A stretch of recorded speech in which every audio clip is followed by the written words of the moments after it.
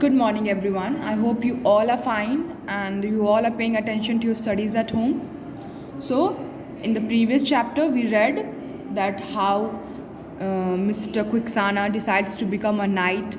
कैसे वो एक नाइट का ड्रेस अरेंज करते हैं, अपने लिए एक हॉर्स अरेंज करते हैं, अपने आप को एक टाइटल देते हैं and he along with his assistant Sancho Panja sets out on his adventurous journey. अपनी एडवेंचरस जर्नी पे कैसे वो निकल जाते हैं.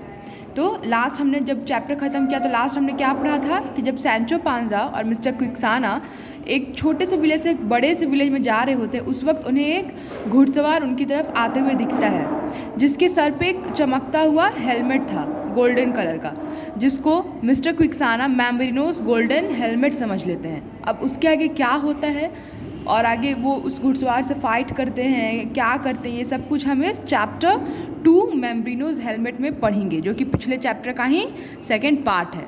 Understood? So let's start. Mambrino's helmet from adventures of Don Quixote. First chapter क्या था? Going on an adventure. उसी का सेकेंड पार्ट है ये मैम्ब्रिनोस हेलमेट. ओके, सो हमने फर्स्ट चैप्टर रिवाइज कर लिया कि हमने कहाँ तक पढ़ा था. Now let's start from this second chapter. Let us continue to read Don Quixote's story to find out what happens when he has an unusual idea. अब डॉन क्विक्सोट का जो अधूरा स्टोरी हमने पढ़ा था उसको हम कंप्लीट करते हैं और फाइंड आउट करते हैं कि आखिर उसके साथ क्या हुआ. Okay. Mambrino's helmet master set Sancho. What about Mambrino's helmet? Mambrino's helmet, ये आप क्या बोल रहे हैं? क्या मैम्ब्रिनो हेलमेट के बारे में आप क्या बोलना चाहते हो? सैंचो पांजा जो असिस्टेंट था डॉन क्विक्सोट का, उनसे पूछता है. Have you not heard of the great Mambrino who owned a golden helmet with magical powers? क्या आपने ग्रेट मैम्ब्रिनो के बारे में नहीं सुना है? सैंचो पांजा, जिसके पास एक गोल्डन हेलमेट था और उसमें बहुत सारे मैजिकल पावर्स थे. वो अपने असिस्टेंट से पूछता है कि क्या उसने मैम्ब्रिनो के बारे में नहीं सुना है, जिसके पास एक गोल्डन हेलमेट था और उस गोल्डन हेलमेट में बहुत सारे मैजिकल पावर्स थे.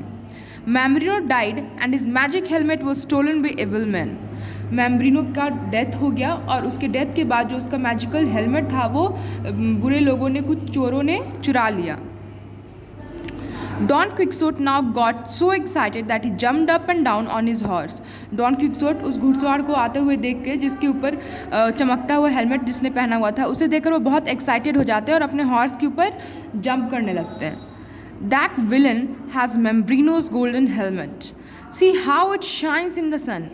वो जो घुड़सवार है वो एक विलेन है, एक बदमाश है, जिसने मैम्ब्रिनो का गोल्डन हेलमेट चुराया हुआ है. देखो उसके सर पे कैसे वो गोल्डन हेलमेट चमक रहा है. ऐसा कौन बोलता है? ऐसा डॉन क्विक्सोट सैंचो पांजा से बोलते हैं. I don't see any knight, said Sancho. I only see a common man riding a great donkey, much like my own. जो सैंचो पांजा है वो क्या बोलता है डॉन क्विक्सोट से कि मुझे कोई घुड़सवार, मुझे वो कोई घुड़सवार या कोई योद्धा नहीं लग रहा. He is not a night, he is just a common man riding his great donkey. वो बस मुझे एक कॉमन मैन दिख रहा है और वो कोई हॉर्स पे राइड नहीं कर रहा है. He is riding on a great donkey just like Sancho Panja was riding. Understood? Something bright on the top of his head, but all is not gold that glitters. हाँ, ये ज़रूर है कि उसके सर पे कुछ चमक रहा है, बट ज़रूरी नहीं है कि हर चमकती हुई चीज़ सोना ही हो. ज़रूरी नहीं है कि वो मैम्ब्रिनो का हेलमेट ही हो और वो कोई बदमाशी हो.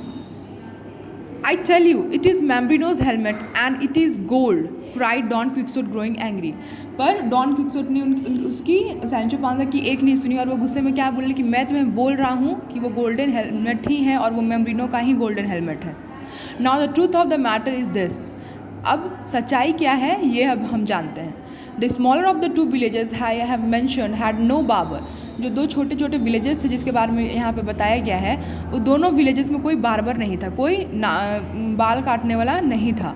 The people therefore were obliged to depend on the barber of the larger village who rode over whenever he was wanted. इसलिए दोनों छोटे छोटे गाँव के जो लोग थे वो बड़े गाँव के बार्बर पे डिपेंडेंट थे और जब भी उनको बाल कटवाना था तो उसको बुलाते थे और वो अपने डोंकी पे सवार होकर राइड करके विलेज पे आता था. In those olden times, the barber always had a brass basin for shaving. उस पुराने समय में हर बार्बर के पास एक ब्रास का बेसिन हुआ करता था जिसमें वो बाल धोते थे, बाल गिराते थे, ओके, जिसमें पानी रखते थे धोने के लिए. This basin was kept very bright and clean, और वो जो बेसिन होता था उसको बहुत साफ़ सुथरा, बहुत ब्राइट रखा जाता था, बहुत क्लीन रखा जाता था. For it was a necessary thing in every barber shop, क्योंकि वो बहुत ज़रूरी होता था हर बार्बर के लिए, हर बाल काटने वाले के लिए. Okay, and now let us go back to our story. और अब हम डॉन क्विक्सोट के स्टोरी पे आते हैं वापस. The night on his prancing street was nobody but the barber of the bigger village. और जिस घुड़सवार की बात डॉन क्विक्सोट कर रहे थे वो कोई विलेन या कोई हेलमेट नहीं पहना हुआ था उसने, ना ही वो कोई विलेन था. He was just a barber जो कि बड़े विलेज से छोटे विलेजेस में बाल काटने के लिए आ रहा था अपने घोड़े पे बैठ के. Nobody but the barber of the bigger village riding on his grey donkey to visit his customers in the smaller village. और वो कोई घोड़े पे नहीं बल्कि अपने ग्रे डोंकी पे बैठा हुआ अपने कस्टमर्स के पास विलेज में आ रहा था. The morning was cloudy, the rain might begin to fall at any minute. The barber had a new hat which the rain would spoil. To guard against his misfortune, he clapped his brass basin upside down upon his head. It covered hat and all and was proof against the rain. उस दिन जिस दिन वो barber village पे जा रहा था उस दिन मौसम बहुत क्लाउडी था, बारिश होने वाली थी, और अपने नए हैट को बारिश से बचाने के लिए उसने अपना जो ब्रास बेसिन था वो अपने सर पे रख लिया था, ढक लिया था उससे अपने कैप को बचाने के लिए. और उसी ब्रास बेसिन को जो डॉन क्विक्सोट थे वो मैमरिनो का गोल्डन हेलमेट समझ रहे थे. अब आगे क्या होता है will read in the next video. I hope you have understood till here. Please do write the difficult words in your copy and try to make sentences from them. Thank you.